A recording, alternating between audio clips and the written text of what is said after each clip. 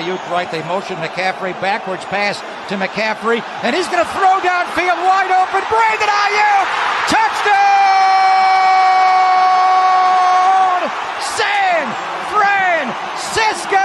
He can run. He can catch. Getting on fire! Christian McCaffrey can throw. Schultz to the other. Going to throw out left. Intercepted. Diamador Lenore. Whoa, Dak what a Prescott play! just threw him the ball on the outcut going left to CeeDee Lamb. Diamador Lenore comes up with the game's first big play. Here's Prescott back. Has time. Throws out left, intercepted. Ball got tipped up and taken by Fred Warner. Jimmy Ward tipped the ball, and Fred Warner with the INT. They're going to give it to McCaffrey coming left. McCaffrey, touchdown! San Francisco! He has thrown one, he has caught one, he has run one. What's going on, 49er faithful? The Nitty Gritty Niners Talk crew is back in the building. Man, we're not on our regular scheduled night, but we are here to bring you guys great 49er content. It's your boy Breezie. Shout out to my co-host Peachy. What's going on this Thursday? It's not a Wednesday, it's a Thursday. It's closer to the game day, though. Yeah, this was a thirsty Thursday, which means that I was thirsty for a shot as soon as I walked in the door. And I just walked in the door not too long ago from work. So today was Thirsty Thursday for me because, of course, you know, it's month end. So it's crazy time. We have everyone sick. So there's so many people that are out. And we're having to do so much for everybody else. And, oh, my God, it's just a mess. It's really cold here and windy and just crazy. And it's just weird. Oh, yeah. And our power strips or the power boxes or whatever are all getting switched out at the same time. And it's month end because they're trying to make it stronger because it's not pulling power the way it's supposed to. So on top of everything else, we have that. So, you know, you name it, and it's going on at my job. That sounds like the Twilight Zone. Right. Like, That's so crazy. do. Well, all right. I mean, my day was just long. Like, it's still not over. But I'm glad to be here. I am fried, though. I just finished the film breakdowns for the Patreon. So now I have to share them. But, you know, watching it, giving it time and then watching it, and then I was just like, oh. Like, I saw some stuff that I was just like, oh. I didn't notice that during the game. So, you know, let's recap the game. Shout out to the Breezy Bunch crew. We appreciate you guys. Matthew in the building. Yeah, man, if you guys tuned in earlier today, I forgot my day was so busy, I forgot I even did the Madden sim. I'm just clockworking right now. Like, right? I'm coasting right now. Yeah. Boats, what's good? Ben, what's going on, bro? Rob in the building, finally here on time. That's funny. But here's the thing, right? Let's go over, like, what were your takeaways from that Houston Texans game? You know what I'm saying? Because, you know, that's important. Like, I want to know your thoughts, your feelings. I've been talking all week long. So what were some of your takeaways from that particular game? So my main takeaway is what we literally just addressed is trying to upgrade this pass rush or at least get a semblance of a pass rush. Oh, yeah. Because that was the biggest thing from this game to me is the lack. And I mean the lack of pass rush. I mean, you had CJ Stroud back there doing handstands, cartwheels, jumping jacks, breakdancing. I mean, he had time to do anything he wanted to do. And he just diced our defense up. And it was really bad. And I love defense. So it really, really was aggravating to watch how bad it was. Because, man, I mean, whatever they wanted to do they really did to us. And they didn't even have Nico Collins. They didn't have, I mean, they were missing a couple of important people on their offense. Not to mention, their offensive line is not even that good. And that's how bad we were on the defensive side of the ball, that we made their offensive line look amazing.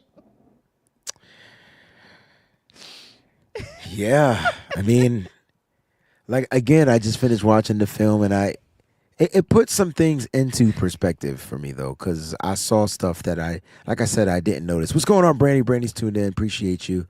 Ben says his takeaways, we played like, yeah, we did. So, offensively, we started off slow, right? And then we couldn't get into any type of rhythm. And so on the film breakdown, I was just like, dang, penalty, right? And then you get a positive screen. There were a couple of tight end screens, and they were both to George Kittle for 5 yards. One was for 5, one was for 4. And then it was negative. It was incomplete. Like, dang. Like, you know what I'm saying? So it was just, the rhythm was definitely off. I thought D'Amico Ryans, I just felt like his game plan defensively was to apply pressure. Mm-hmm. And I will say this was probably the worst that I saw our offensive line play off the type of pressures that they were generating. They didn't blitz a lot. I felt like I only wrote down one blitz, but they definitely have those bookends. I mean, we knew Daniil Hunter, we knew Will Anderson were going to be problems. I just thought that we would be able to handle them a little bit differently. You know, Trent Williams was getting pushed back a little bit. Cole McKivitz got beat so many times. Connor Colby gave up a pressure. Do you remember that play? Because this is what I wanted to talk to you about. Do you remember that play where, what's his name? Wide receiver Sky Moore, and we were trashing him? Like, bro, like, you lost in space. Yeah. All right. So we could, I don't know if I can show it without getting flagged. I feel like whenever I show stuff, I get flagged. Always. All right. Anyway, so on that play, do you know that it wasn't Sky Moore's fault? What happened? Because I write stuff down because I'm old. So I don't like to forget stuff. But I make my notes. So yeah, so Sky Moore definitely looked lost on the pattern, but I think he was expecting the ball to be in a certain place, and he wasn't ready for it because of the play, right? So on that play, that Sky Moore play, there was some pressure. Oh, I need the other book. So the pressure that got to Mac Jones affected that throw. And that throw, gotcha. That reason why the timing was off between them was because of the pressure that was given up. Now, I don't remember off the top of my head who gave up the pressure. I'm trying to find it. Let me see if I wrote it down. Sky Moore. Okay, so the center, I believe, Matt Hennessy. Matt Hennessy ended up giving up that pressure on that particular play. You know what I'm saying? So that affected that throw, and that was his only target. So that affected that throw, and it was just like, yo, he was out of place. So I think his route was to continue to run the streak down the football field. Mac was supposed to have a little bit more time to step into. He doesn't step into the throw. So there was 2 throws he didn't step into. So on that play, we were trashing Sky Moore because he looked lost. Now I know why. It's on the film. Guys got to subscribe to the Patreon so you can see what I'm talking about. And then on the last one, the touchdown, the interception, were you in any kind of way blaming? Who did you blame on that interception? That's my question to you. Did you blame Mac Jones or did you blame Jawan Jennings for not being able to come up with it? On the interception? Yeah. It was only one, so good, thank God. I was different because I blamed Mac for it. Okay. Well, and why did you blame Mac Jones? I guess that's my question. What was your purpose in blaming Mac Jones? Because I thought that he underthrew the ball. Oh, yes. Okay. It was slightly underthrown, for sure. All right, so here's the why the ball was slightly underthrown. Mm-hmm. So as I was watching the film again and again, you guys can see this on the Patreon, Colton McKivitz. It's like, bro, just block. I mean, I saw Will Anderson beat him on several plays, like just literally not power him. They beat him with like the wrap around move, like just getting around him so quickly. And so on that throw, Mac Jones doesn't get an opportunity to do what? He doesn't step into the throw. There's your slightly underthrown ball. The pressure was in his face. And the next thing you know, it's an interception. That was I want to say this for that particular throw. That was the right throw. That was the right read. Excuse me. That was the right read. Mm-hmm. It was just a poorly executed play because the offensive line up front didn't give him that extra half a millisecond or whatever of protection for him to step into the throw for that to be a 50-50 ball. And the reason why I said it was the right read is because Juwan Jennings, it was one-on-one, man coverage, and I trust Juwan Jennings in man coverage any day, on any given Sunday, Tuesday, Wednesday, Thursday, Friday, Saturday. I'm trusting him in man coverage. He's built to beat man coverages. He's built to out-jump man coverages. Yes. And that would have been a jump 50-50 ball. That's what we call 50-50 balls. And I guarantee you, if he was able to step into that throw, that would have been a touchdown. Now, I don't know if it would have changed the outcome of the game. Right. But, Who knows? that's kind of like where I am with that. So, a few takeaways just, after reviewing film and just kind of like, man, we had opportunities, but we just couldn't, we just didn't take advantage. We couldn't stop them defensively. That's what it was. Right. So how many missed tackles did that wind up being? 10 missed tackles. Because it looked like 10,000, but I figured that it wasn't as many as we thought. So it didn't even. So for the first time, I could have to disagree with you. It did not look like 10,000. It did, and the reason why I'm saying it was because they were there, but they got beat on explosive plays big time. So you got Tatum Bethune playing too deep in the pocket, right? Mm-hmm. So what I mean is he's playing like on the one play where Woody Marks got the big gain on the outside. Mm-hmm. Bro, you the Mike linebacker. How you not accounted for the running back? Like, I'm confused. So either it was D. Winters or it was him. Yeah. One of the two. You know what I'm saying? One of those two people got to be accounted for the running back. So we could blame D, but I thought it was on Bethune. Bethune was, and again, I don't know if he was supposed to blitz. It felt like he was blitzing, and then he backed back up, and then he just went back in as the rush. At that point, there's nobody on the outside containing. If there's nobody on the outside containing, you just gave up 30 yards to a rookie. Yes. John Chapman in the building. John Chapman with the super chat contribution, 49 for 49ers. I love it, John. You are the man. I hope you get ready to get on that airplane, dog. He says, thank you both for what you do for the community. We appreciate you, John. Absolutely. John, tell me if I'm wrong. Like, hit me up, man. Like, I want to know, what the hell was Tatum Bethune doing on that play? And then he gave up the touchdown on a whole different play because he just was playing too shallow of coverage and boop right over his head. So I didn't think the defense had their best outing, which is because of what you said earlier in the show. There was no pressure. There was no pressure. Even Robert Saleh is still apologizing today for the defense that he's just admitted, and that's what's awesome about him is that he has no problem admitting when he's doing something wrong. He said that he did not call a good enough game. He just didn't. And that, it was one of them days where, our coaches just got outcoached. Okay. The reason why I asked John to chime in is because he's a coach, right?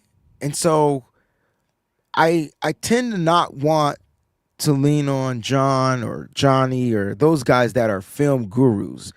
I want to know what I'm seeing with my own eyes so I can learn. And what I saw was Tatum Bethune lost, like in space, literally, no pun intended, in space. And against the run, not lost. In space, lost, which is a concern for me because he's going to have to cover. It's part of wearing that green dot, part of the way this defense has to play. He's going to have to cover. And now you're talking about, I'd be damned if Tyrone Tracy, who has some burst, is that guy. Like, you know what I'm saying? Yeah. I'll be damned. All right, Ben says, Peachy Breezy, okay, seriously, are we a momentum team?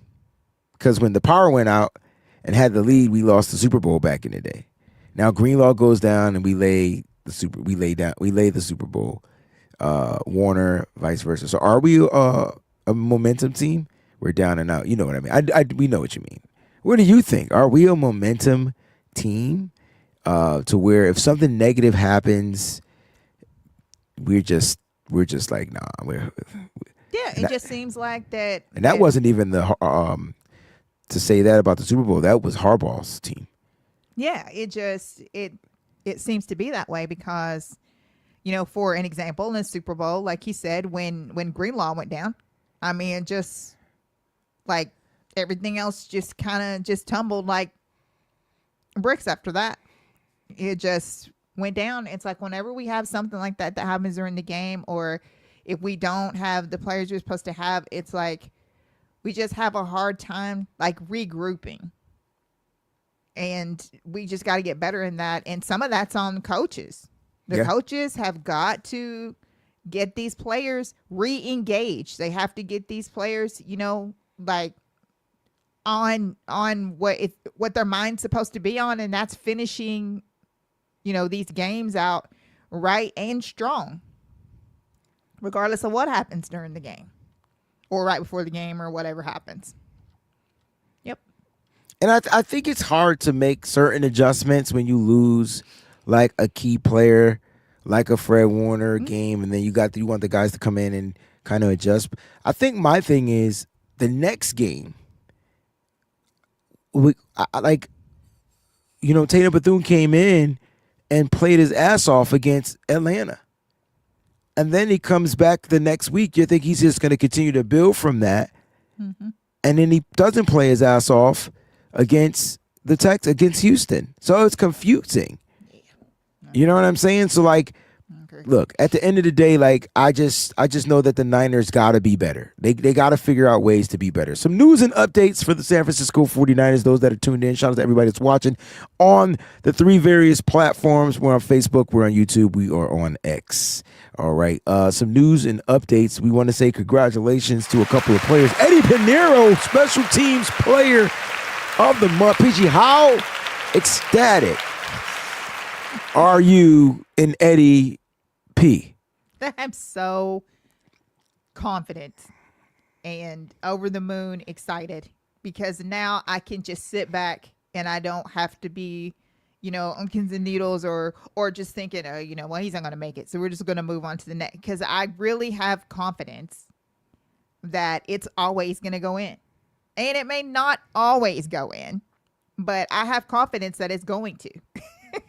And it's just like a breath of fresh air to be able to do that. He just kicks from 50 like it's nothing. And it's just awesome. It's awesome to have that. I feel like I share the same sentiment. Your stomach's not in knots. Right. When the kicker kicks, we're not sending each other these messages. Oh boy, here comes the team. They about to trash him if he misses, Right. So I get that same thing. I was a little upset that Eddie only didn't have any field goal attempts in this game. Perhaps if Diamador Lenore, who got the first interception of the season, 2 round of applause to Dino. Perhaps if he had went down, maybe we would have got a field goal attempt. Maybe that would have been his first miss. Maybe it wouldn't have been, but who knows? We'll never know. We got the interception, so we'll just leave it at that. Chrissy1687, another member of the channel, says, Eddie P, you daggone know. You daggone right. You know what I'm saying?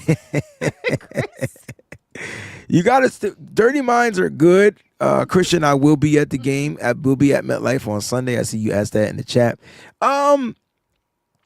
Also, congratulations to CMC, Christian McCaffrey, for being nominated for the Salute to Service Award. So round of applause to Christian McCaffrey. I feel like this is an award. We see George Kittle's won this award.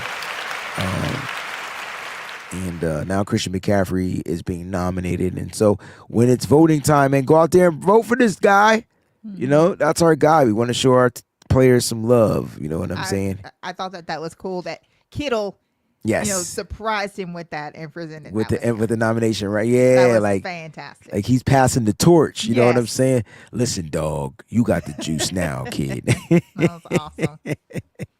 All right, let's get to today's 49ers practice report. Woo! Peachy, we got a lot of stuff that we got to get to from this practice report. The good news is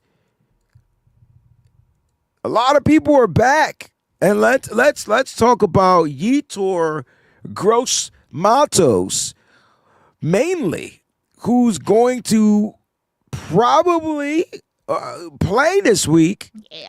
They said that he's been practicing well since October 1st, per the reports. Last time I checked, it's October 30th, so... I know. So, he had a whole month to get right. Whole month. How are you feeling if he's able to play, right? How are you feeling now about your defensive line? Very happy. Any help that we can get on that line, I am over the moon, ecstatic, because we're about to go against a mobile quarterback, like a dual threat. Let me say dual threat quarterback. And so we need all the help that we can get on that line. I couldn't agree more. We need help in containment. And so this is a game where I think you're going to have to go heavy contain. You can't allow him or these running backs to bounce off to the outside like we did last week. Even C.J. Stroud had a 14-yard run to the outside because Michael Williams just didn't contain. Just whatever. My point is you got to find a way to contain because Jaxson Dart's mentality is different. This guy has 4 rushing touchdowns on the season. Yes. And this guy will run the ball. Yes. He has over 150 rushing yards, and this guy will run the ball. He's the second leading rusher on their team. Go figure. So, yeah, you got to. You're right. You're 100% correct, man. So the Niners, getting a guy like Yetur back will be helpful, especially with the addition, with the trade. Any other of these surprises? Because like Brock Purdy is making strides to be back.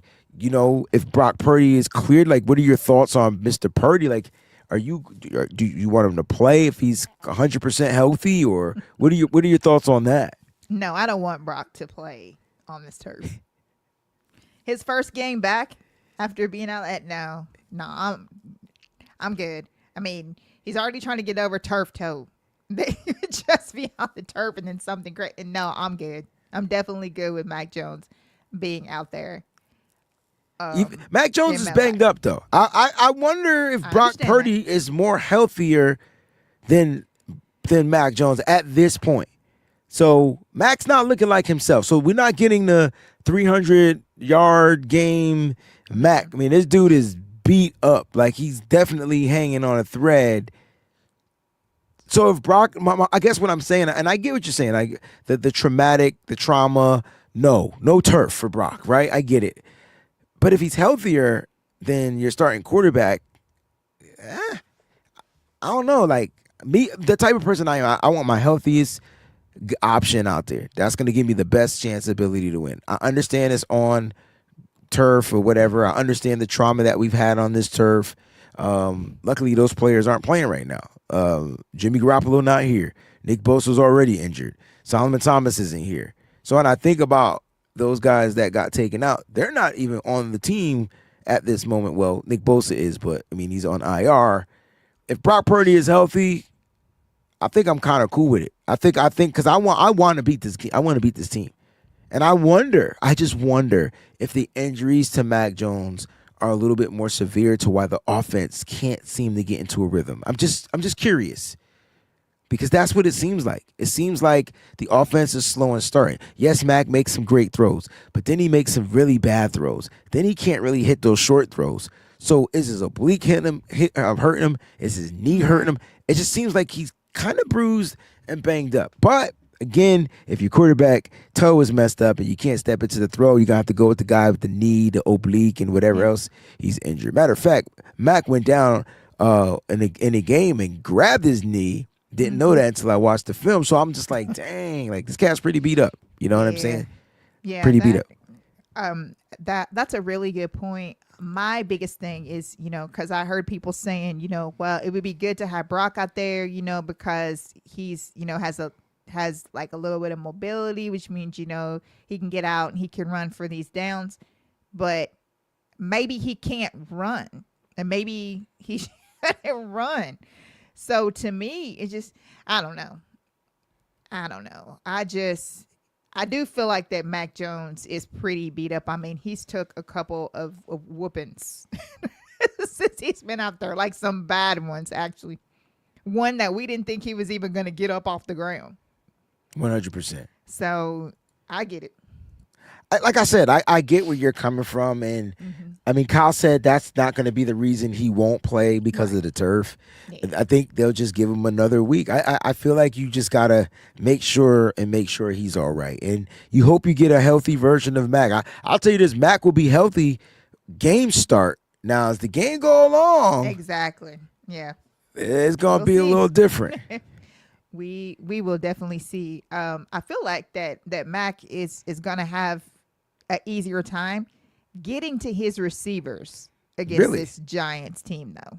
What makes you feel? Oh, I'm curious to know that. Oh, this is interesting. So you're telling me that Mac Jones, and I need to know what you mean, that Mac Jones is going to have an easier time getting to his receivers.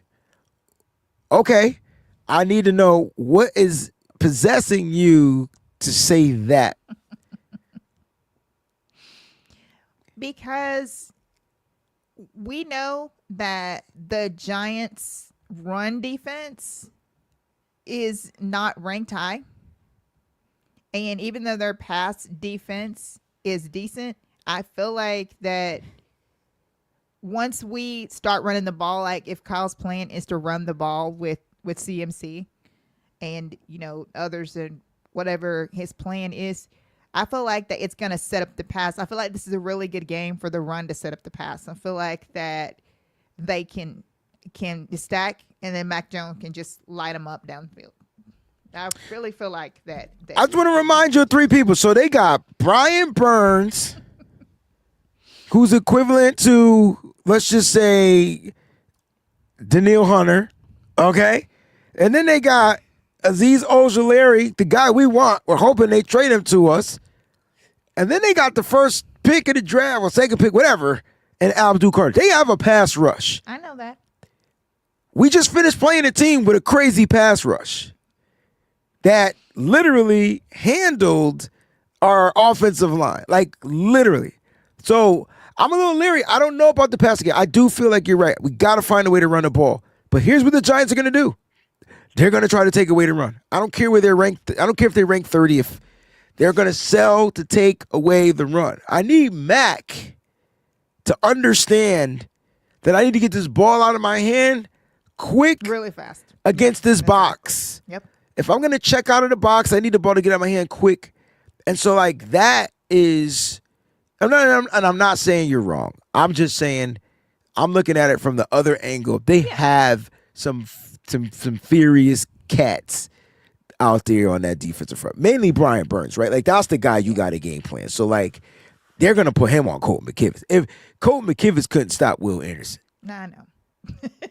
So, if it's Brian Burns, who's a little bit more speedy, you know what I'm saying, can get underneath. And I promise you, all I saw Will Anderson do was go right around Colton McKivitz. I don't know if Colton McKivitz got turf toe or what. All I know is he got something to where he couldn't shuffle his feet. It was the weirdest thing I've ever seen. Weirdest thing. So I don't want to take their defense. I know their defense is ranked piss poor, and we'll talk about that today, like a little bit. But I just feel like they do have a pass rush, and it has the ability to be elite. We didn't even talk about Dexter Lawrence up front, like creating pressure from the interior. So they got some dogs. They got some cool corners, whatever. They're not rated high or ranked high or anything like that. They just got some dogs. You know, I like me some Drew Phillips from Kentucky. Like, I think that cat's going to be a baller. They nickelback. So we'll see. But Mac is going to have to decipher this defense, break it down quick, and process fast. I don't think they're going to be able to set up for a bunch of times because when he does, he's getting hit. You get what I'm saying? Like, I'd rather Mac get the ball out of his hands quick. Yes, I agree. So that way he can relieve some of those hits because he be getting hit. Yeah, no, he does. Never mind sacks. Okay, he got sacked 2 times last One week. thing about him, yep. Yeah, but how many times was his ass on that ground? I know. Right. I know that. Thank you to all of the Giants fans that we have in here. We really appreciate it. You're definitely welcome. I didn't even know we had any Giants appreciate fans. that. Absolutely. Let's highlight some of those Giants fans. Are they asking any questions or anything like that?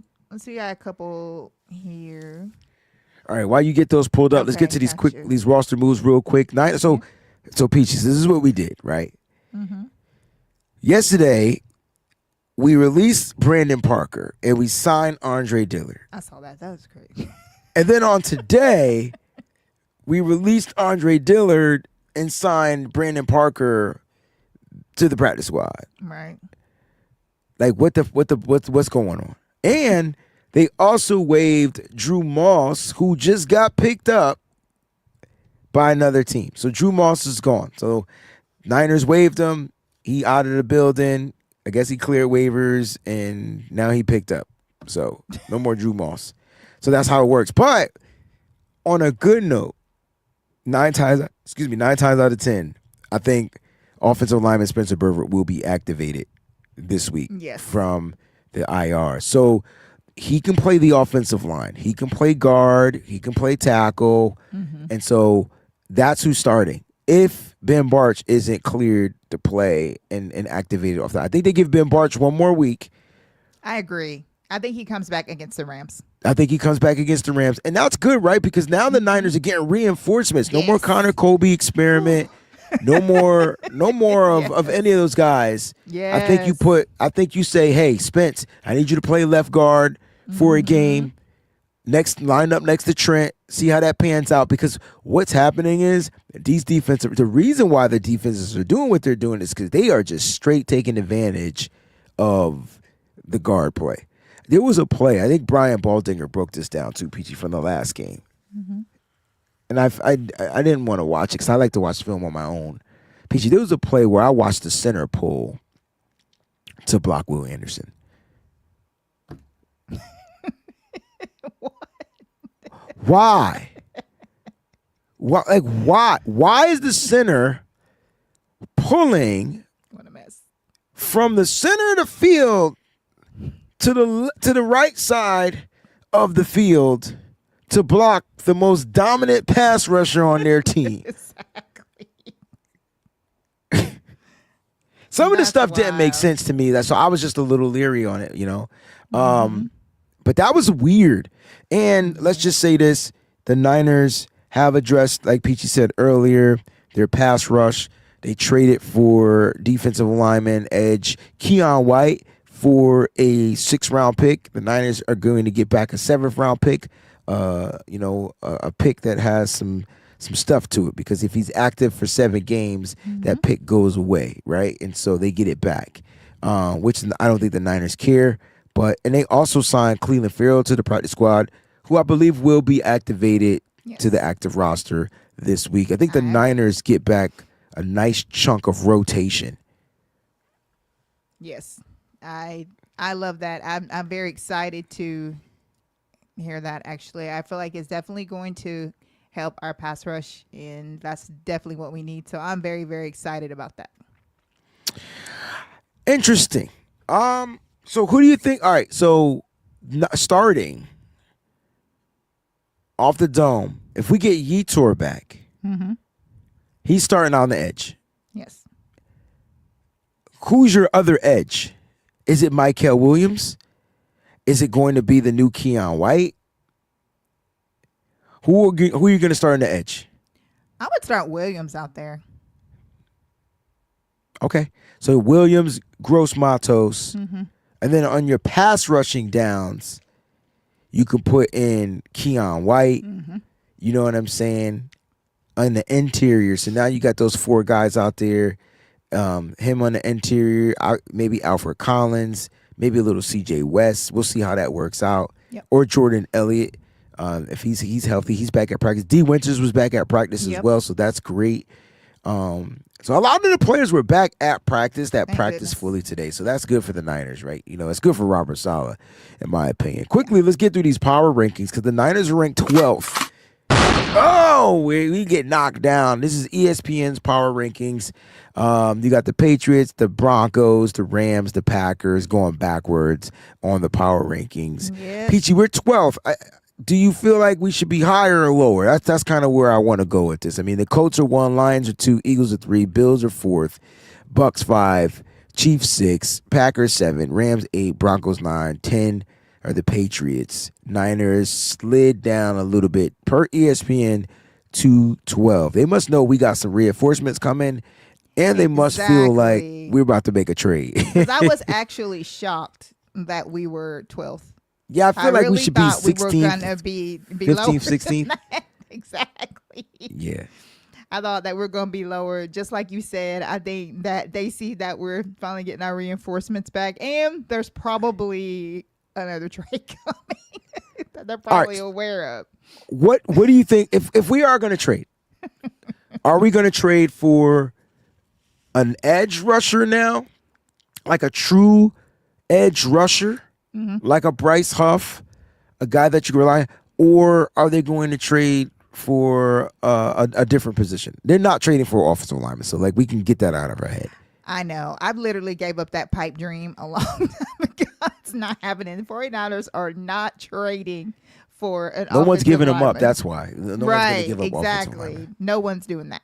I'm going to say that we're going to trade for an edge. Like a premier edge. It's not just going to be just any edge. So I you think think we're it's going going to to make be a big explosion? big trade. Because let me tell you, Lil Birdie said that Philly is communicating with the Browns Oh, Jesus Christ. about Myles Garrett. How is it that they can get anybody they want? Thank you. On their team? It's insane. It's insane how they just are just able to just, do things that other people cannot do. Now, there's also a rumor that the 49ers have been on Cincinnati about Hendrickson. There's rumors out there about that. But Cincinnati came out and said what they wanted for him. They said they wanted the first want round. All right, so let's have this conversation. Sure. All right. Let's have this conversation. Let's have it. Are you willing, if you're John Lynch, are you willing to give up a first round pick? And that's it. A first round pick for Trey Hendrickson. Yes, because we are probably going to be picking like down from anywhere from the middle to the bottom. So, yes. Yes, I would. So middle, you said middle. Let's just say we're picking 15, 16, Right, 17, 18, 19, 20. You still cool with that though? Because there's going to be some nice talent to reset that market at pick 18, 19, 20. I mean, it's Trey. The only thing about it is that Lynch said that if we did make a trade or whatever, it would definitely be someone who would be here for more than just, in other words, he wouldn't give that up for just a rental. Like he would literally want that player to be here. They're wanting, because of course, you give up that much, you're wanting that player to be around for a while, not just for this year.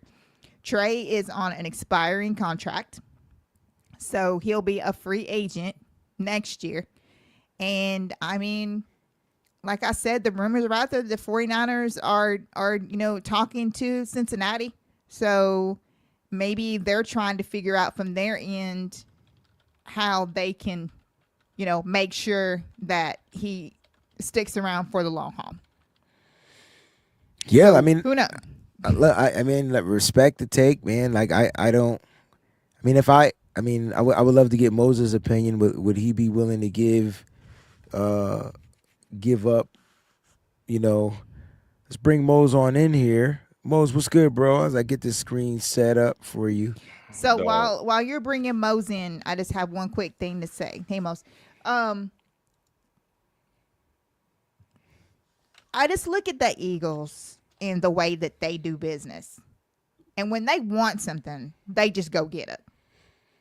Yeah. And how it has, given them their success, their recent success that they've had is because if they make up their mind that they're going to do something, they just go do it. It doesn't matter what it costs them. They don't care because they always find a way to fix whatever they have that they're lacking. Or not only do they fix what they're lacking, but they'll go out and make sure that they have like plenty of depth. So in case, somebody goes down, they have someone to just slide right in there and just take that spot. And that's one thing that they seem to have cornered the market on in the NFL is that.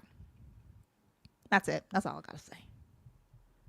Yeah, I think that what makes the Eagles different, though, they have a lot of players on rookie deals. That's true. You're right. And so they have like a system too, like they'll pay players, but they're also drafting those players, and so they're developing those players during the time they playing the players. Like, we haven't really set up our system yet. Like, it's not. I don't think we have a system.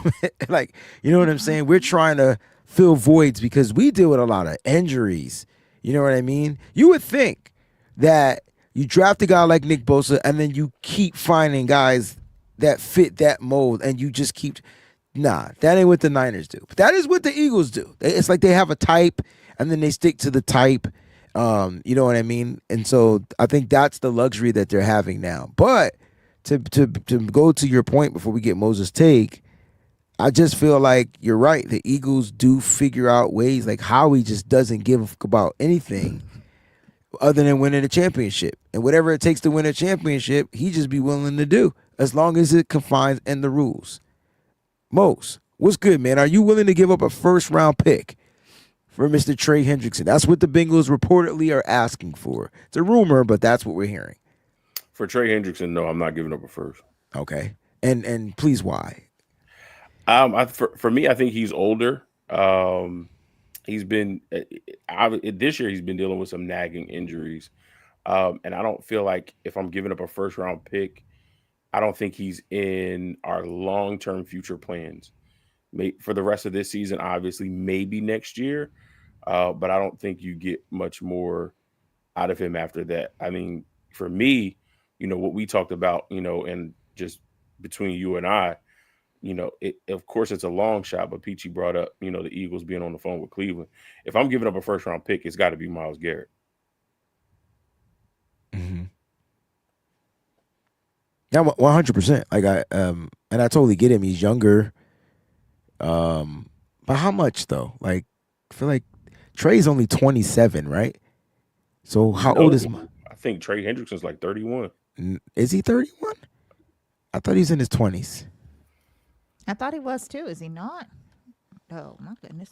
Okay.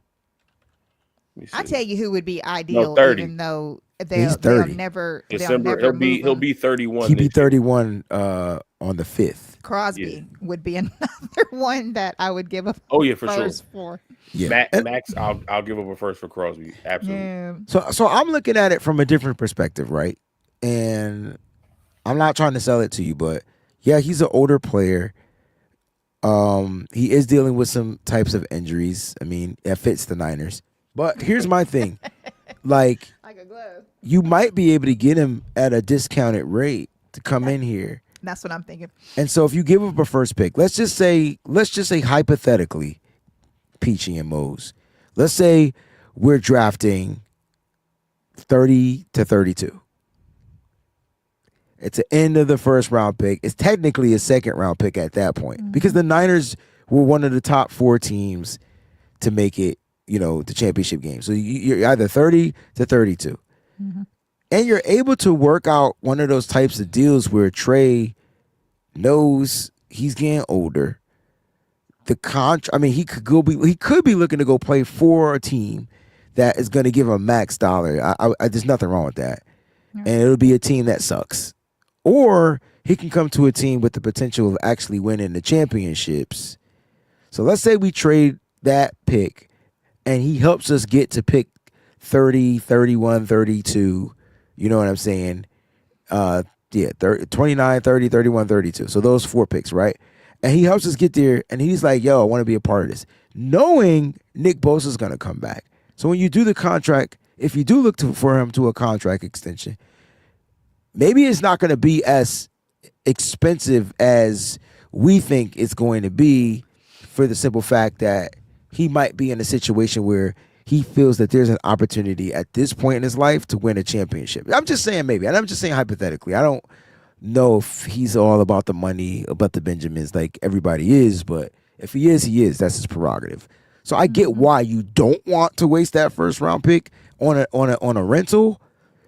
But I feel like if the Niners do give up a first round pick, he won't be a rental. Or they won't give up that first round pick. Does that make sense? Yeah, but I think for me, the only thing that I worry about is because he doesn't have a contract in place. If he comes and balls out and the second half of the season goes on a tear and then the playoffs goes on a tear and gets us to that 30 to 32, he's going to command top dollar right away. He's not going to give San Fran a discount. He's not going to say, okay. But wouldn't the Niners get a pick? They'll end up with a 3rd round pick or something like that. The same way they did for Chase Young. I'm just talking about. So you'll get it. You get the compensatory pick. Right. And it's like you lost your first. You only had him for a rental, and then it's only a compensatory pick. Yeah, but if you get a Super Bowl ring out of it, you're good. It's a gamble. That's the gamble you playing. Yeah. I'm not saying he comes in here and gets you the Super Bowl, but I believe he has the ability. I'd rather take the gamble where I get more chances of hitting. Like a Myles Garrett. Because his cap hit for next season is only $8 million. Right. Which is when Nick Bosa is gonna kick in this year. Next year, I mean. And for me, that works. It does. Financially, it does. I mean, I feel like anything works. And listen, I was talking about this because it said, shout out to Cuz. Hypothetically, we get Myles Garrett. He's only $8.1 million against the cap next year, and then the year after that, he's only $16.1 million against the cap.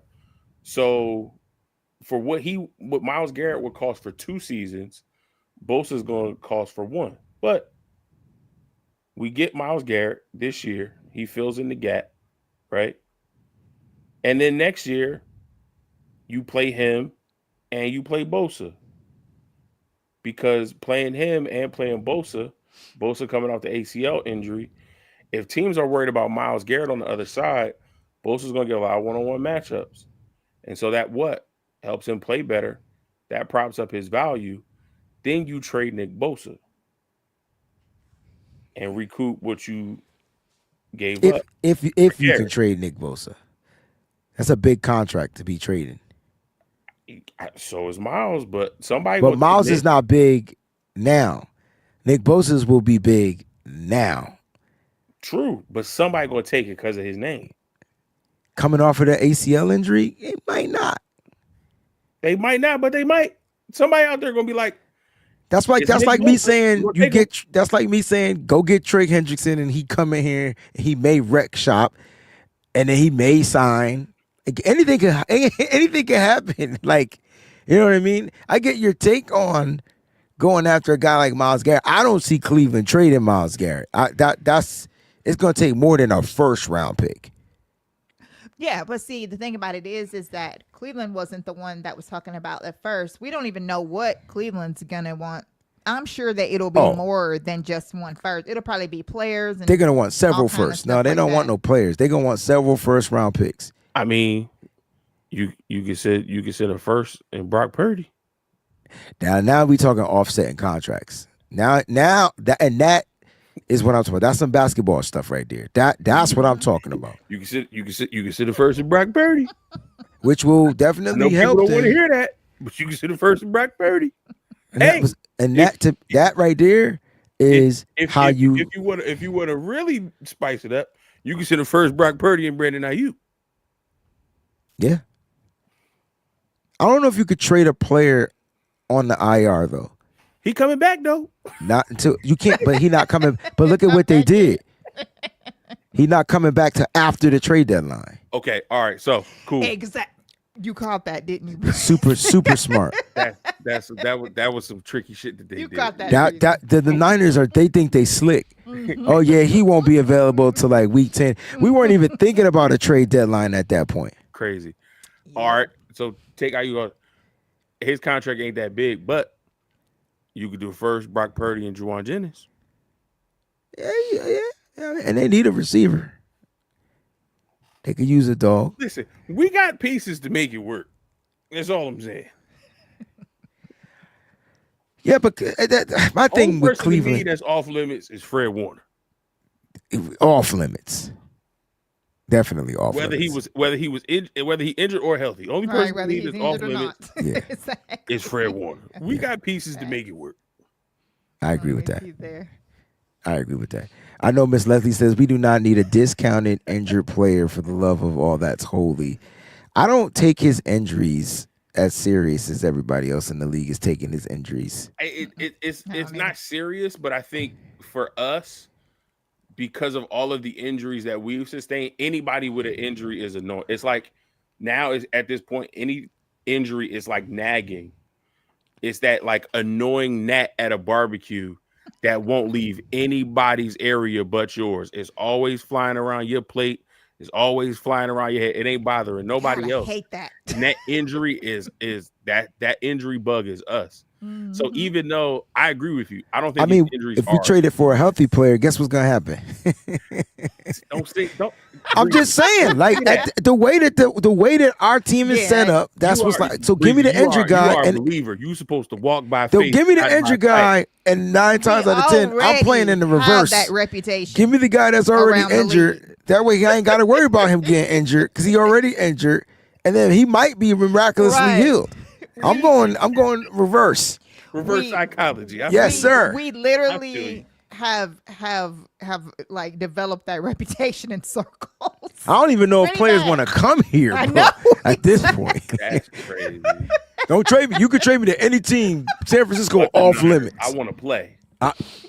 Don't put me on the Niners. I don't care what you say. Did you guys see that what Chase Elliott, the certified Philly fan that does all this Niner stuff or whatever, what he was talking about, that Chase Sr. is an Eagles fan? That's what they're saying. I never knew he was an Eagles fan. I thought he was a Niners fan.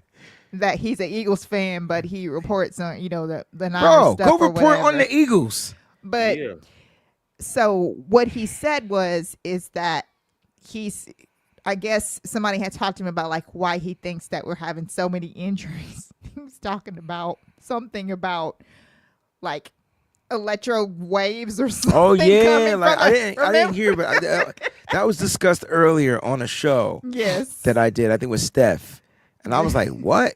So listen, I won't put anything past whatever. I still think the reason why we suffering injuries is because they left San Francisco. So I'll take it a step further. I'm telling you, me too. Okay, like I'll go back because I remember when we first came and played at this park, I felt like it was turf before it became grass. Remember Reggie Bush freak ass injury on the sideline? It's crazy. I don't want to bring up these memories, but I remember that was a situation, and then we just never seemed right. The team has never really been that dynamic here. at Levi Stadium. I Even think it's from day one, because remember they had to do so much with the field. they changed it. They went from because turf they to had grass. because they had all the problems with it. So they did. I still don't know how Reggie Bush, who I was like, yo, he about to be a Niner, yo. Dude run out of bounds and tore his whole lower half of his extremities. Dude was paralyzed from the waist down. On a run out of bounds. Crazy. Dude didn't even get tackled. I'm like, what? That was the Reggie Bush era with the Niners. We get these guys so late. It was good, Big Daddy.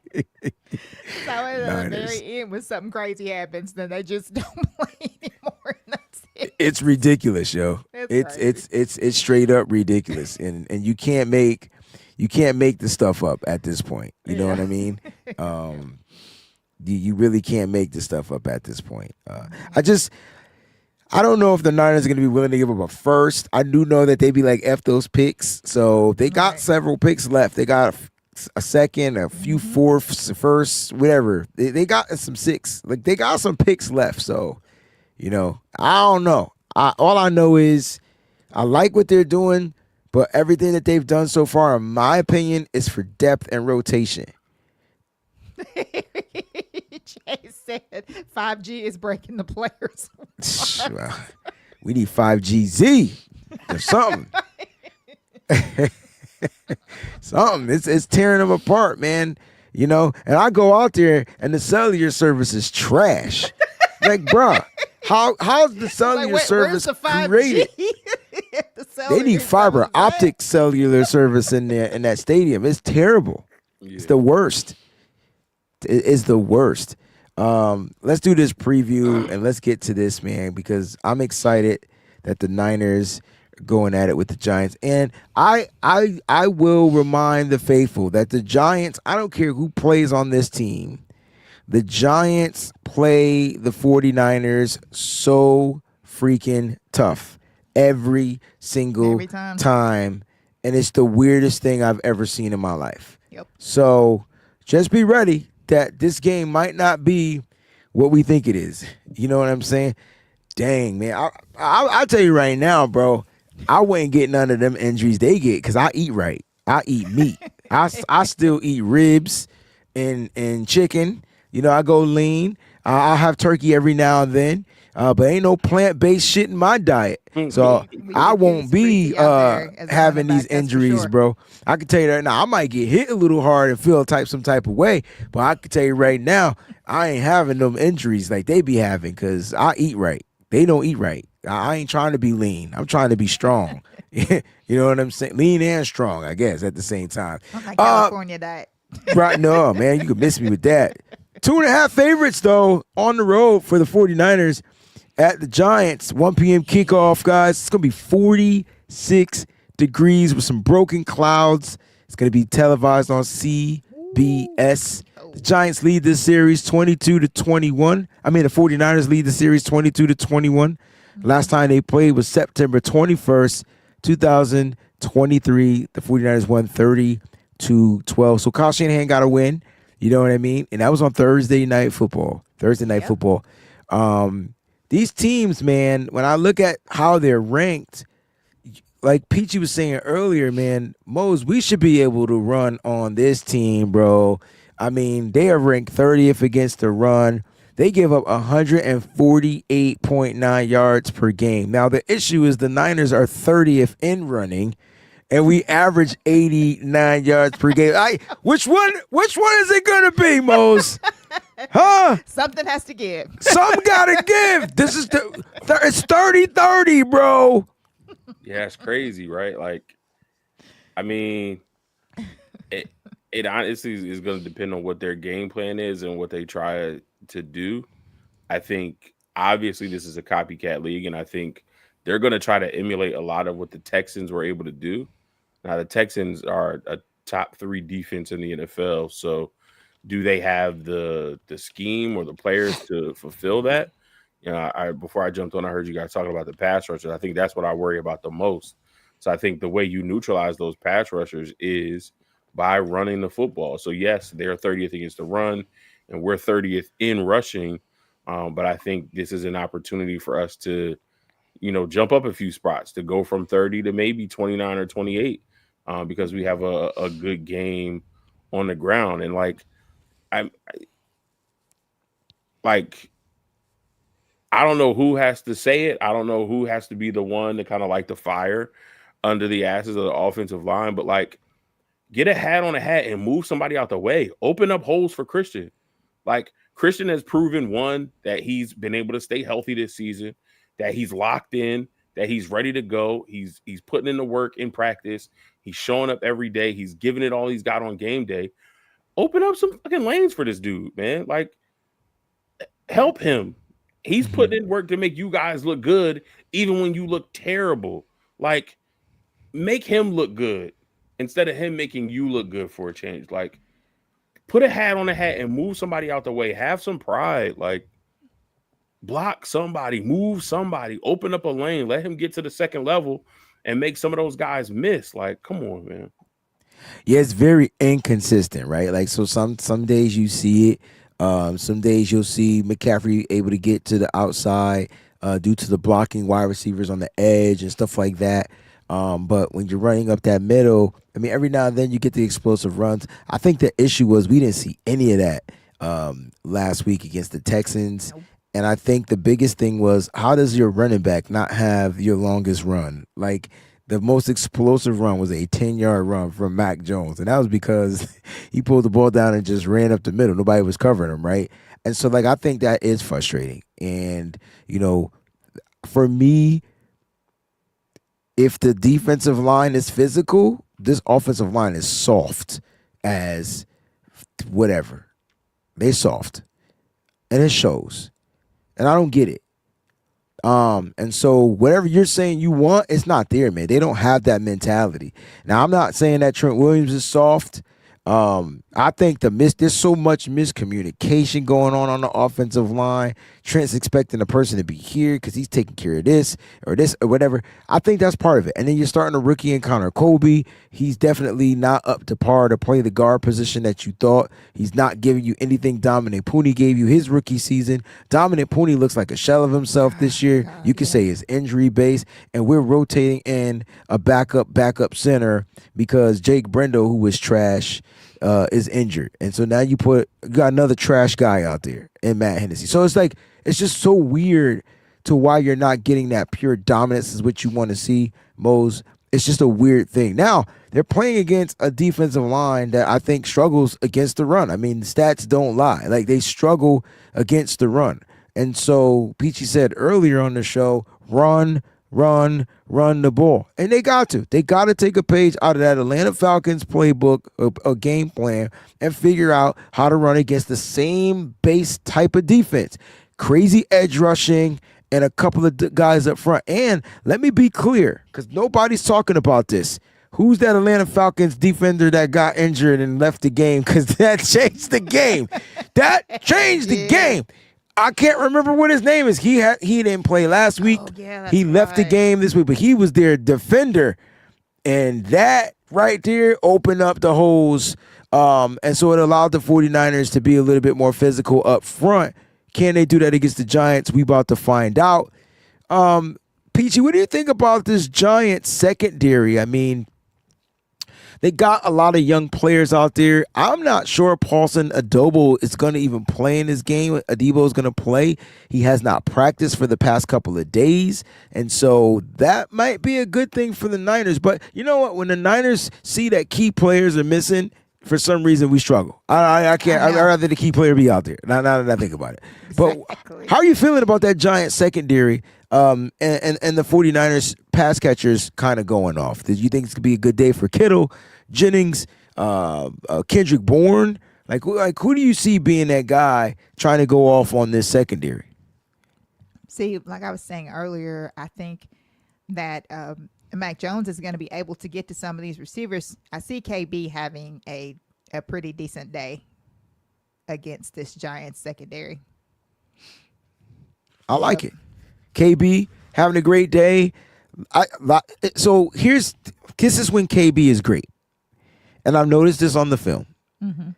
When he runs slants and they're playing off coverage because he's quick and he can get open. He catch the ball. He takes it. He makes a play. When they're playing press on him, it's a little different game. So I'm curious to see. Mo said earlier that they're going to probably take a page, copycat league, blah, blah, blah, blah, all that good stuff. I'm curious to see how this defense, which is ranked 29th overall, by the way. I want to put that out there. They ranked 29th. They give up 382.4 yards per game. They're 24th in passing. So they're not that great, even though they have some pretty dynamic young players. If Adebo's not going to play in this game, I feel like Mac Jones needed to be attacking the secondary on this team and stay away from Drew Phillips because that's their firecracker, in my opinion. Mo's linebackers, they got some guys, but they're young. I like Enrique. I think he's really good. Mawasa, he's there. Darius from UC, I think he played for UCLA. But they suck in pass coverage. So what are we doing offensively against that against the linebacking tier? Peachy already said how we were going to attack the secondary. I think this could also be a very big Kittle game as well. Yeah, I think this is what his third game back. Yeah, he been full swing now. Bro. Yeah. I think you give him two games, kind of ramp him up. Yeah, he went no catches. I saw some of his routes that he ran against the Texans, where instead of having him in line as a tight end, I saw him split out wide a little bit and running a few deep routes. So I think you give him a couple games to kind of get his legs back under him, get back in like quote unquote football shape. But I think with the linebackers that they have here, I think this is an opportunity for it to be a really, really big game for Kittle. Having him, work the middle of the field, take advantage of some of those mismatches against the linebackers. I think that can also really, really help out this offense. And help the running game because obviously it's going to help him play action. But if those linebackers are playing further off the line of scrimmage, again, that's more separation between them and Christian McCaffrey getting to that second level. So I think we take advantage of the linebackers by, using the best tight end in the game. I like that. And I would like to see Christian McCaffrey like dart these dudes up, like literally. I watched Christian McCaffrey put Azeez Al-Shaair in the wheel, bro. Like, like I was like, bro, McCaffrey is back. Yep. I just think he's just taking hits that he should not be taking, like you said. He's a tough character. I'm not gonna lie. But if he's routing up those lines, if he routed up Azeez Al-Shaair, and I mean plant the foot, you got the whip inside, like he's planting and cutting inside. I'm not talking about like running just a regular angle route where no, I'm talking about bam, bam, bam, stop, plant, cut left to the, and then break to the right, and the linebacker is this way, he this way already. Ball got to be placed. That's Christian McCaffrey, like. I don't know. This doesn't make sense. I just feel like he's so underrated, like and overlooked. Even though he's probably leading the league still in all-purpose yards, even though he had a bad game last week. But I really think this is. I think this is a game where the offense has an opportunity to go out there and cash in, right? Yes. Not just in yards.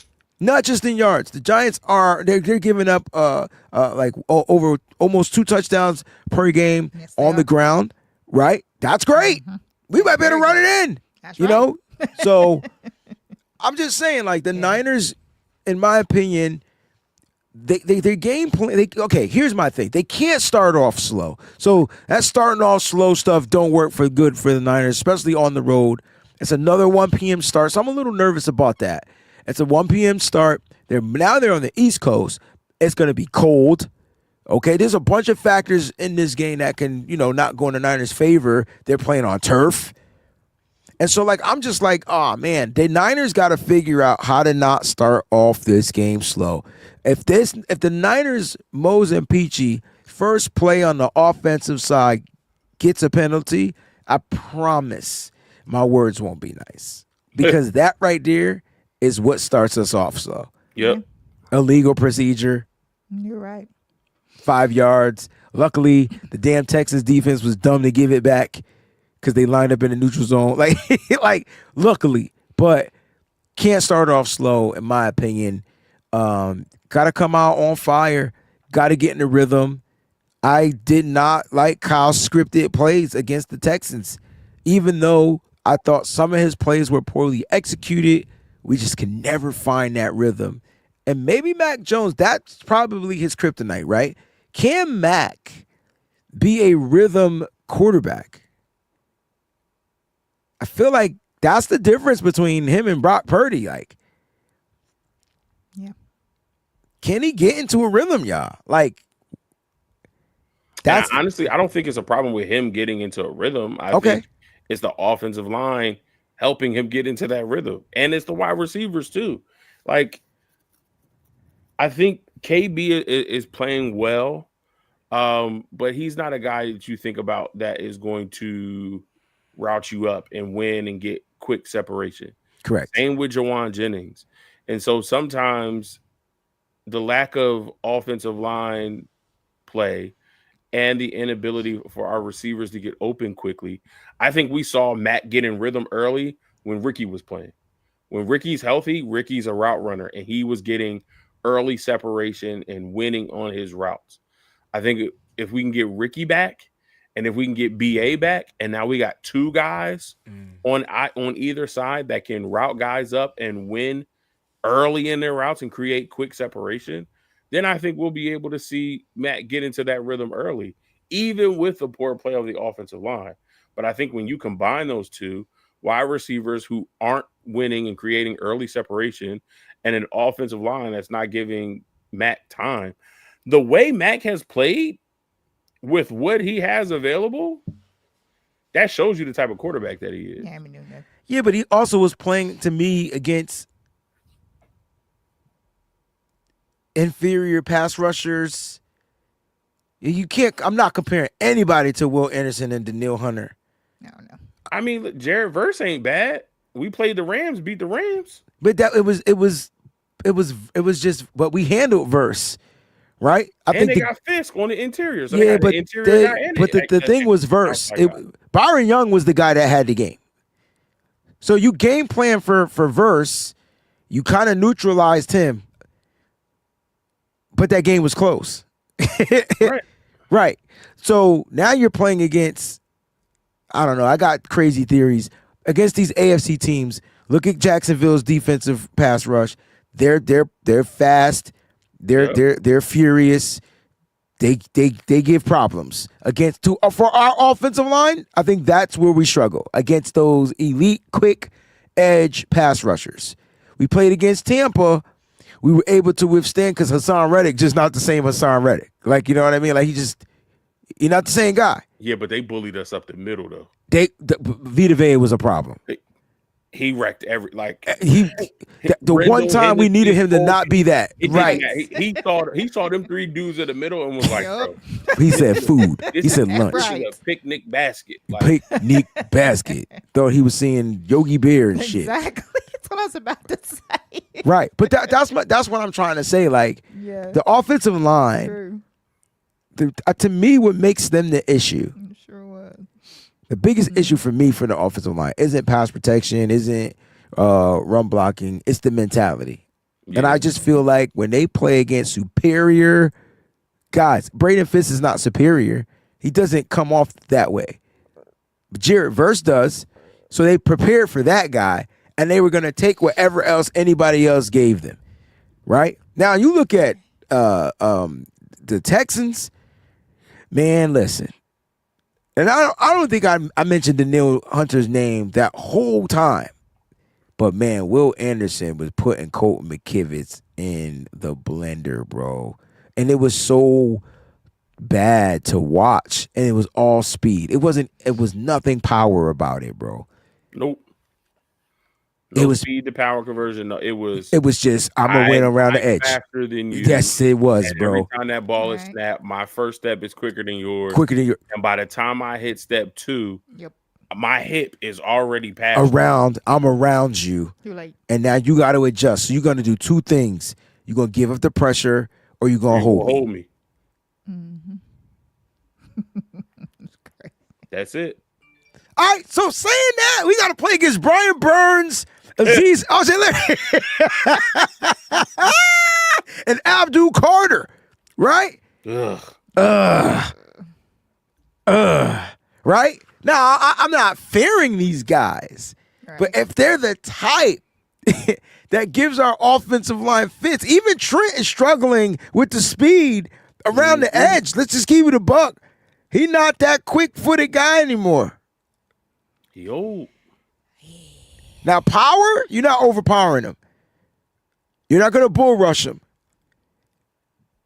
Now, I think Trent did get banged up in that game. Like on the first play, I think I saw him like gingerly running off the field. So I don't think he was fully healthy in that game, to be honest. But he played. And so like those are the little things that concern me. Like, just look at this.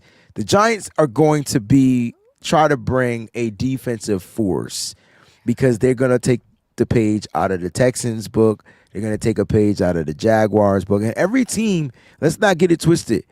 The Cardinals played strong defense against us. Last time I checked, we won by an Eddie Pinero kick. Yes. Got the hair of my chin. Yeah. So, like, we haven't really seen that offensive dominant game, partly because we just don't have the consistency of our starting quarterback out there. So it's like going for Mac Jones, Brock Purdy, Mac Jones. So it's just like that, to me, makes it a little bit different for the offensive line to get adjusted to. I do believe this, guys. I do believe that the difference to me, one of the differences between Brock Purdy and Mac Jones is that Brock Purdy enables this offensive line because it's built for Brock, like, right? And so now you're trying to get Mac to operate. So there's times Brock will escape a pocket. Point being this, on the boot action where Jawan Jennings got the penalty, right? You guys remember that play or the face mask? Yep. Mm-hmm. Why didn't Mac Jones throw him the ball?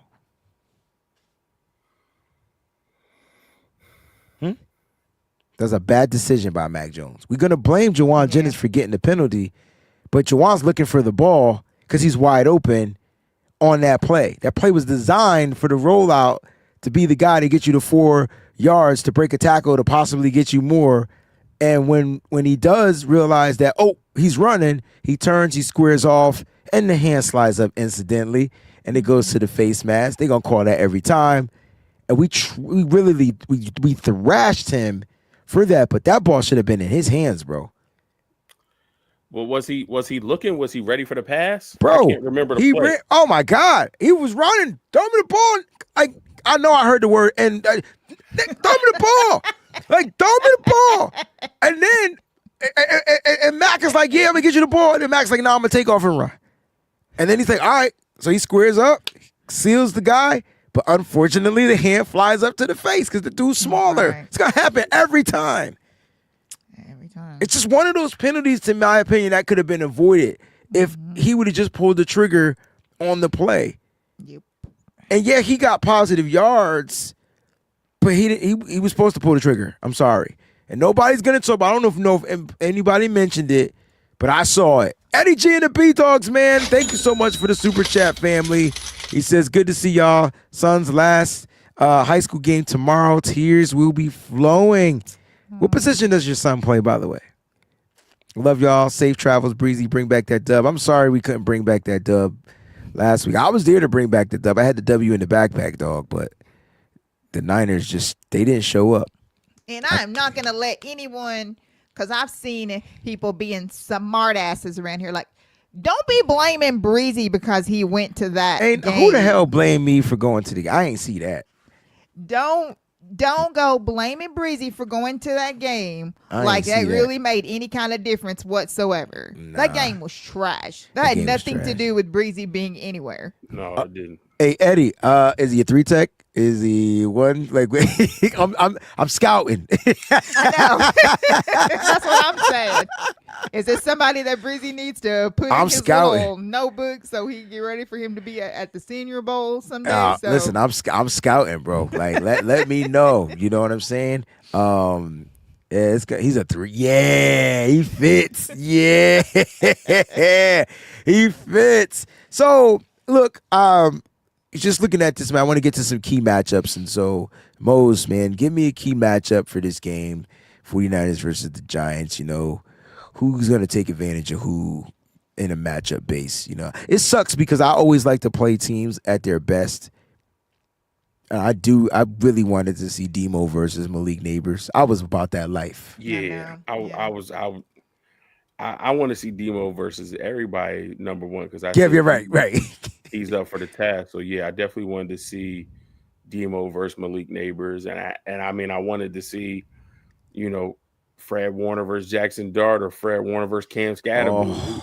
Cam Scatterbull and Fred Warner meeting in the hole. Who gonna win that matchup? Oh, I'm taking Fred all day, but I wanted to see that matchup. But I'm gonna stick with the tight ends, with our tight ends, and I'm gonna say tight ends plural, because I want to see Kittle, and I want to see. Why am I blanking on his name? Tonjes, yes, Kittle and Tonjes versus Bobby Okereke and Darius Mousaw. I think they're two. They run a 3-4, so they're two interior linebackers, Bobby and Darius versus Kittle and Tonjes. I think those are the matchups that I'm looking forward to seeing. Again, having those tight ends work the middle of the field, take advantage of those linebackers in coverage, and kind of open things up for play action and in the run game. So that's my matchups to look for. All right, I like the matchups, man. You really feel like this is a game where George Kittle can literally feast. And I talked about this on my Keys to Victory, or it's going to be in the article once it gets published on Saturday. But I said, you got to take advantage of these linebackers, yo. They're just not coverage linebackers. They're down the hill thumpers. You put them in coverage, they'll look lost like we looked lost last week in space. You know what I'm saying? And so who's going to be over the middle of the field? Kittle. You know what I'm saying? And so I definitely agree with that. Peachy, do you have another matchup or key players that you feel like gonna go at it? You know what I'm saying? And who will win? I'm sticking with my running back opposite side. I got Tyrone Tracy going against Tatum Bethune. Yeah, man. I don't know if Bethune gonna be able to handle that speed, dog. Here's the funny thing, right? Don't forget about Singletary. Oh yeah, Devin. Yep. I know we ain't heard his name in a long time. They're gonna use him because there's no Scatterboo. So Scatterboo's gone. Gonna have to. So it's gonna be Singletary, Tyrone Tracy, and I feel like Tyrone's got a lot to prove, right? Like draft pick, I think went to Purdue, if I'm not mistaken. And the kid lost his job due to injury. And Scatterboo was like, "You're not getting it back." And unfortunately, Scatterboo's out, and so now Tyrone Tracy's back at the helm. So he's gonna look to feast. Melissa says, "I think KB gonna feast on them DBs, especially Banks." Again, pay attention to who's gonna be out there for their defensive backs. I don't think Paulson Adebo is gonna play in this game, so that's good for the Niners. Oh yeah, that's really good for Paulson the Niners. Adebo is questionable. Cordell Flott is questionable, and Javon Holland is also questionable. Their safety is questionable too. That's a big one for now, Javon Holland. I'm curious to know. I know Adebo didn't practice, so he could be questionable all he want, but he hasn't practiced all week. Right. I don't know about the other guys. Yeah, I think Flott hasn't practiced all week either. Now that I think about it, but it's new to hear Javon Holland up there. New to hear him. Melissa says, y'all think Jason Pinnock was limited on Wednesday. Okay. All right. Pinnock plays versus his former team. I think he's ready to show something to the New York effing Giants. I think this football Giants, sorry. And his experience dealing with MetLife. Yeah, I mean, it's possible if he gets the burn to be out there. Actually, if I'm Robert Saleh, I'm going back to what was working. I know we trying to get Malik Mustafa in here, but he ain't there yet. He's not there. He's there against the run. I mean, all our safeties are. But if I'm him, I'm putting Pinnock and freaking Siegel back out there, man. Yeah. Jair Brown, you can sit your ass down, sir. You're just not good coverage. You're not a good coverage safety. Yeah, he's not. Sorry, man. I was high on him. He's just not a good coverage. He's a thumper, though. Those guys can stop the run. I tell you what. I think that's a whole nother conversation to have on a different day. Like, all of our safeties are the same. Like, what is good? Yeah. I thought Siegel was gonna be different because of that 4.3 speed, He's a thumper, though. but he's a thumper. Like, we don't have a Jesse Bates. We don't have a Minka Fitzpatrick that's really a sheriff on that back end, that like he is the conductor of the no-fly zone. We don't have that. We got a bunch of guys who will hit you and hit you hard. But like, I need guys that can cover. I need guys that when the quarterback looks beyond that 10, 15 yard mark, Amen. he's taking a extra half second to think about if I want to throw this football. And against our secondary, particularly our safeties, I can guarantee there is no quarterback in this league that was ever nervous or worried or even second guessed throwing it deep on us. And so we still haven't found that guy on the back end that could say, yeah, I don't think I want to throw this. That's where we're struggling. I thought that was going to be the issue all season. And now with your defensive line being kind of butchered up, it's starting to show even more. So hopefully the Niners can patch some of that stuff up, give those guys a little bit more time to cover. Peachy, most dangerous player from the Giants. Jaxson Dart. Jaxson Dart. Game planning for Jaxson Dart. Most dangerous player for the Giants. I mean, I thought Peachy was going to go here, but I got to say Spider-Man. Oh. Yeah. I got to say Brian Burns. Brian Burns, man. That's a good one. He could if we talked about Will Anderson, put McKivitz in a blender. That's what I said. Brian Burns is going to put him in a NutriBullet. Yeah. That's faster than the blender? Yes. Yes. Because I was going to go the Ninja junk. But yeah, that works. Same thing. Yep. I got a Ninja, but Ninja, NutriBullet, same thing. Yeah. Yeah. Two crazy players, man. Like, literally. That. And I like the Jaxson Dart pick, because he's the unknown. Like, which version of Jaxson Dart you going to get? But you do know he can run. He's tough as nails. And that's what I'm worried about. I wouldn't be worried about Jaxson Dart if Fred he's not Warner a pocket guy, bro. Yeah, I know. Fred Warner is so cerebral that all of that young athleticism, nah. That's done. That's out the window. I think this going to be a hell of a game for D. Winters. Is he going to play? Yeah, he practiced today. So full practice too. Because if it's Curtis Robertson, listen. I'm sorry. I already know. I'm sorry. I don't like to do this to our guys, and I'm not an NFL player, so who am I to say who shouldn't or shouldn't be playing? I don't want to see Luke Gifford on my football field. Yo, he's just not it for me. Special teams, he works.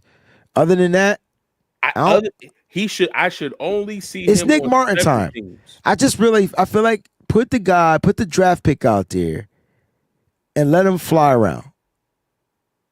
Let him fly around. He's gonna make mistakes. You let all the other rookies. Let everybody else fly around and make mistakes. That's what I'm saying. So I don't get it, but it is what it is. They paying him free agent money. Free agent money.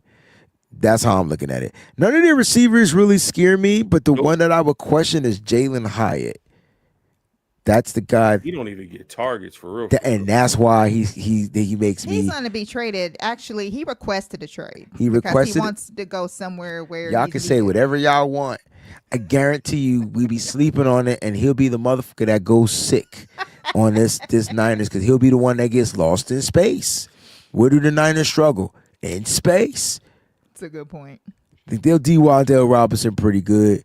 If he does get traded, if he doesn't get any targets in this game, that'd be great because that means he's probably on his way out. I'm just saying, don't sleep. That's a don't sleep guy because that'll be the guy we're not paying attention to.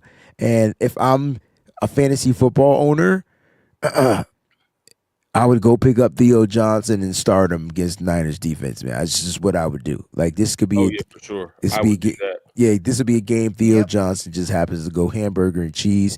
He's an athletic tight end that likes to catch the ball, runs good routes, and stuff like that. Young, but he's kind of on the same page with Jaxson Dart.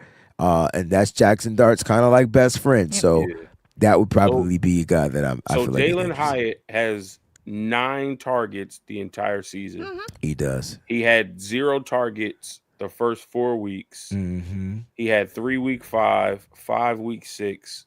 He only had 1 week 7 against Denver, and he did not play at all week 8 against Philly. Yeah, maybe he's gonna be traded. Yeah, I don't see him playing. Yeah. If he does play, if he does play, everybody in the chat who blamed Breezie for the loss against Texans, there you go. He was wrong. But y'all could blame Breezie for this BS. Yeah, you're right. He was the one who spoke it into existence. It be them blame him ones. for that one. It always I will not accept y'all blaming him for the Texas loss. But if Jalen Hyatt go off and have 6 catches for 160 yards, Hear me out though, because that's Breezie. It just don't. All right, hear me out, right? Tell me I'm wrong. Tell me I'm wrong. Every team, before they go on a bye, they do what? They tear up the NFL as if it's their last game. They sure did. CJ Stroud, like you name it. Like and it's been every team. It has been so consistent. So I'm saying to myself, wait a minute. I know the Giants going to buy with us. If they're talking about trading this cat, they'll probably play him, showcase him. That's a great so that people point. can up the ante on the trade. Yes. Next thing you know, here this little muff from I think went to Washington. Tennessee. Tennessee. Forgot he wore orange. My bad. And next thing you know, he's slipping through the crevices of the zone defense. And now he getting big plays like Tez Johnson down the field from Tampa. Yeah. So let me shut up. Breakout player. Niners. I feel like Moses going with George Kittle. Are we staying there? I'm gonna stay there. I'm gonna keep it consistent tonight. I'm not going to deviate too much from what I've been saying. I think third game back, coming off of National Tight End Day, I think this could be a Kittle game. So I'm going breakout player George Kittle. Keep peachy. Breakout player. Breakout player. I'm gonna stick with mine too. I'm gonna stick with Kendrick Bourne. It's time for him to get going in this offense again, and for Mac to get him going. I feel like a lot of plays are going to be coming from him because you can manipulate this Giants secondary. I feel like KB could be in for another big game. I love it. Let CMC cook. Yes. I don't care if he catches 10 passes. I don't care if he rushes 30 times. Let CMC cook. Niners run that ball close to 40 times. It's almost impossible to beat this team.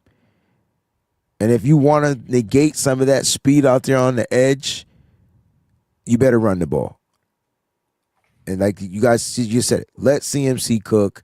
And that's what I'm expecting. I think CMC has another breakout game like we saw. Shout out to Mr. Irrelevance, MC-2020. Y'all names are getting crazier and crazier by the day. Not your name, but I just been seeing a lot of crazy names. Like, I don't know if YouTube changed people's names or what. No, YouTube just put out their government name. So their whole entire thing, like when you type it in or whatever. I saw that. Literally just put They ain't put my government name out because I'll sue them.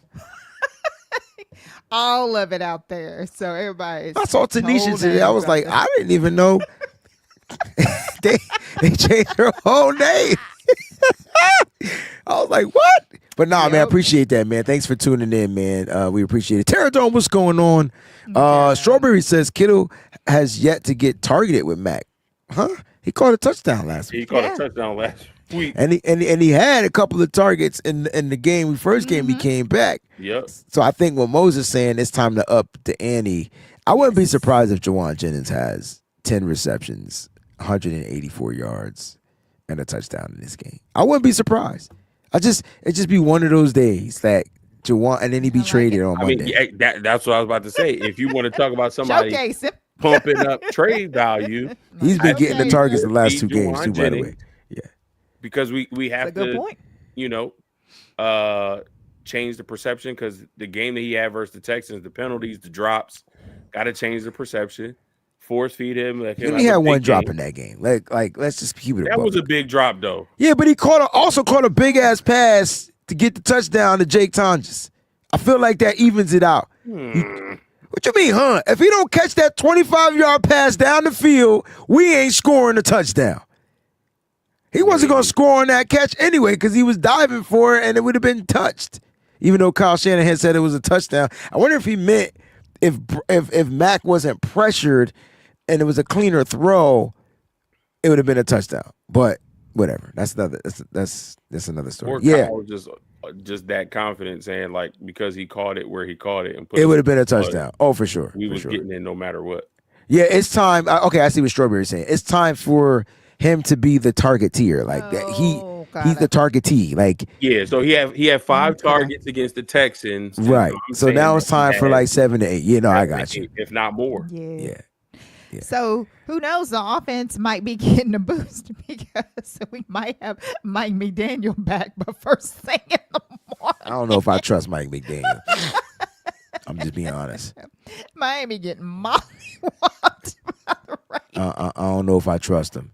I trust him to help design the run game. I tell you that. Right. Yeah, because it's definitely not creative anymore. So Slick says he should have caught that. You ain't never lied. That should have been a catch.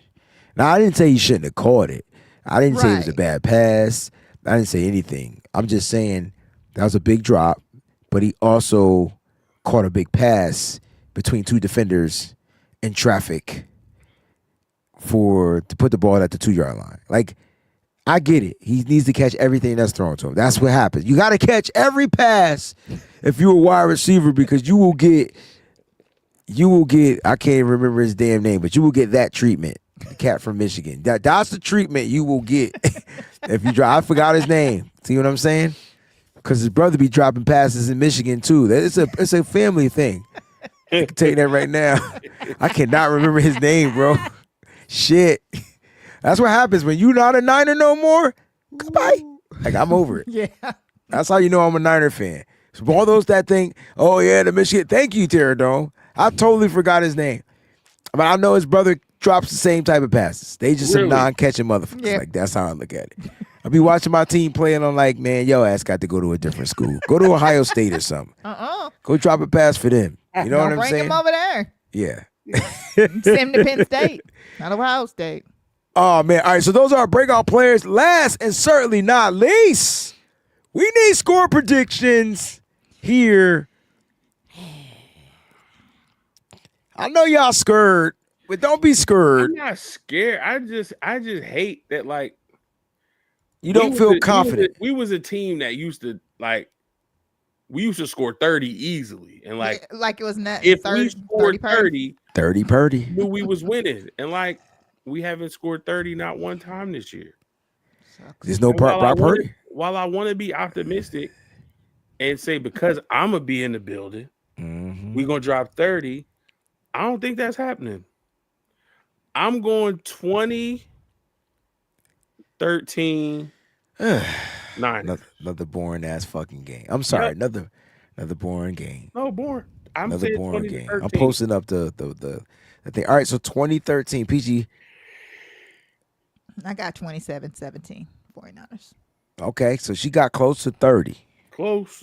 I mean, 27. That'd be the most we scored all season. I'm going 30-13 just because y'all suck. Wow. That's what I'm doing. 30-13. Who'd you say most?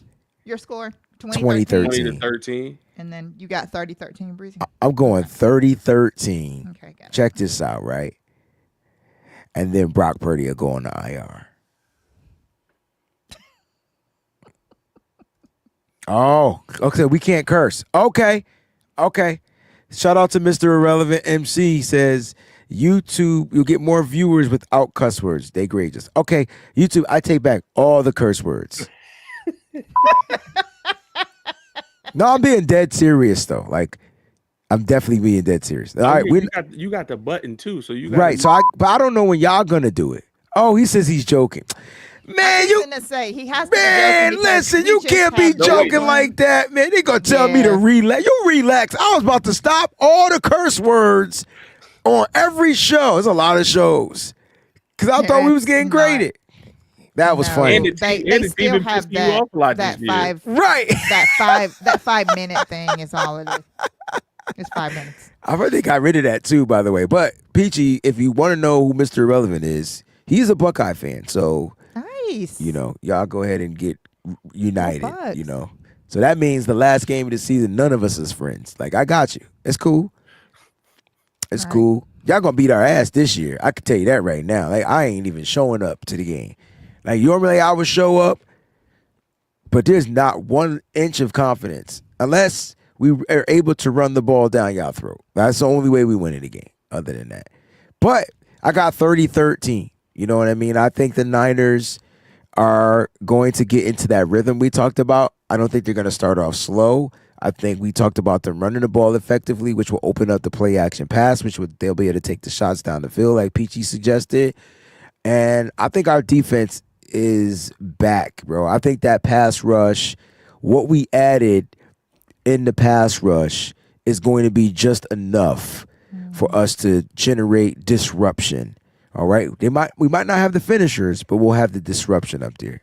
You think Cleveland Farrell coming off the couch is going to be effective? Absolutely. Because that cat got a job. When you get a job, Fat.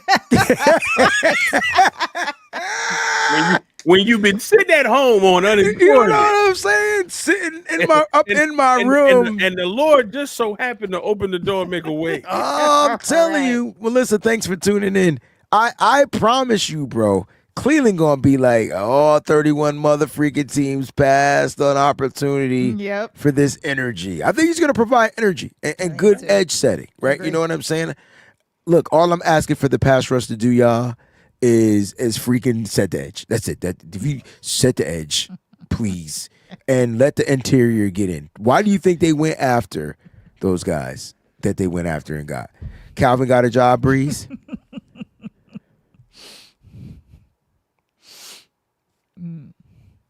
Eddie Pinero's off the couch. You talk about it, Nigel. Nigel, you be clutch. That's why you a moderator, dog. You be clutch. That was clutch because I definitely don't think the way y'all think. I forgot he was on the couch. He's probably bagging groceries. But at the end of the day, it is what it is. All right, man. Those are our score predictions. I'm excited now because I feel like the Niners. First of all, this is an East Coast. This is an NFC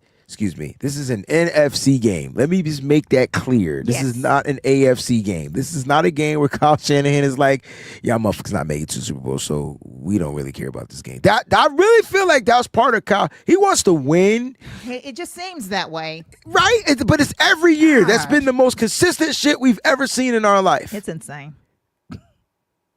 We play AFC teams a little gingerly. Just don't get it. I don't know. Just win all the games. But there were a lot of problems. So I think we test the water with the pass rush this week against the Giants. And then if the pass rush is sufficient, they might not make any more moves because they're going to be getting guys back. Mose, Yetur Gross-Matos is likely to play this week. Okay. So now, you get what I'm saying? Like, the rotation is starting to be beefy again. And Yeah, Bryce can he make it Huff to the is game, expected though? back Oh, against the see? Rams. Now, you going to come on this show and clown me for saying what I said earlier about getting Myles Garrett and potentially coming here. I said, give me the hurt player because he already hurt. But then you going to sit there and say, is he going to make it through the game? Now, that right there, Mose, I got to let you go, bro. Like, you can't do that, bro. That's messed up. Now, Mose, you got to send us home, bro. You got to send us home for that. Oh man, Is he going to make it through the game? I hope he watching this too, man. You going to get a special delivery. 2 sacks. Listen, I'll be at the game. So I know, right? Listen, Nitty Gritty Niner fam, we love you. We appreciate you. We thank y'all for rocking with us and tuning in. Listen, we have an opportunity to go out and get a win in conference. take our record to 6-3, and then we get prepared for what is it? It's 2 division games in a row. We got Rams and Cardinals back to back. So one at home, one on the road. On the field. Let's wipe the bad taste out of our mouth and come home with a win. But we love and we appreciate y'all. Make sure that you are subscribed to the channel. Make sure you check out Breezie on Bleacher Report Sunday. Are you doing something Sunday after the game for Bleacher? No. Okay. We'll be live at the game, so we'll probably go live from the phone or something. Okay, we'll be live for the phone. Make sure y'all tune in for that. Breezie will be there. I'll be there. Peachy, you gonna be at the game? No, have to work. Our sister won't be with us, but we will hold it down in her absence. Love and appreciate y'all. We'll catch y'all next time. Peace out, y'all. Nitty Gritty. Hey. Breezie, Gritty, this that Niners Mo's Talk. Nose. Peachy, Fear the dog. It's about that time, everybody turn your TVs on. The Mo's Nose, Peachy, Breezy, and Fear the God. They keep it nitty gritty when they bring you Niner Talk. We 2 gorillas, silverback, silver You know it's horse. busting good discussion cause we get it in. Every time we grinding, I was 8 to 10. We always play to win. The faithful going hard. It's Wayne, Breezy, Peachy, Mo's Nose, and Fear the God. Let's get it. Nitty Gritty, this the Niners Talk. Don't like it, better take a walk.